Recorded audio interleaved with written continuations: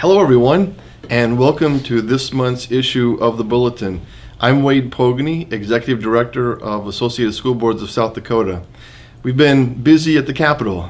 Legislation is flying around, and it's been a busy session for education, to be sure. But I want to visit with you about a couple of issues and ask for your help. You know, we've been debating issues from the budget and capital outlay to Common Core and the school calendar dates, and so there are a lot of issues on our radar. And I hope that you go to the ASBSD bill tracker on our website and just follow the bills that we have. There are a lot of them out there, and you need to know about them. I do have two requests, though. I need some help, and I need board members to take action on two issues. One is the debate on Common Core. The legislators need to hear from you, and they've heard from us, but they're not hearing from us enough. And Common Core is a big debate. As you well know, our delegates came in November and debated the Common Core issue, and 100% of those delegates said that we're in favor of Common Core, and we want to support the activities that our teachers and our administrators and our schools have done on Common Core so far. Well, there are several bills that are intended to pull Common Core completely out by the roots. And we need to know what those bills are, and we need to debate them. But you need to get to your legislators and tell them that you support Common Core. It can be a simple message.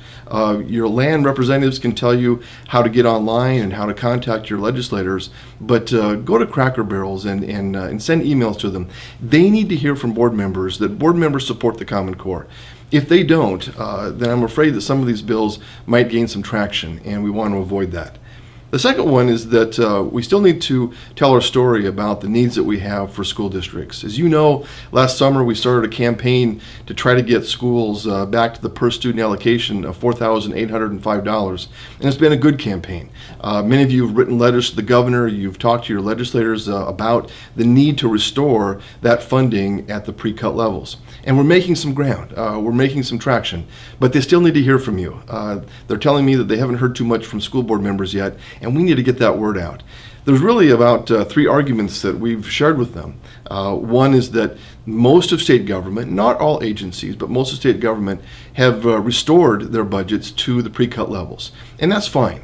But the question still remains, why not K-12 education? The second argument that we've had is that schools still need the funding. Many of you have talked to me and told me about the needs you have in your district, and that's where you can really play a part. You can tell your legislators what your needs are, because if they don't know that you have needs, they may not vote for us to get back to the per student allocation of 4805. And the last argument seems to really make a lot of difference to legislators, and for good reason. We've talked to them about the fact that opt-outs have grown significantly. Since that time period, since the cuts happened, opt-outs have grown from $17.4 million to $26.1.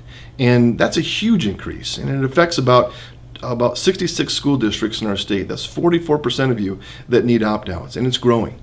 But when you talk to legislators about the fact that if the state doesn't do something to help us and restore those cuts, opt-outs could continue or even grow.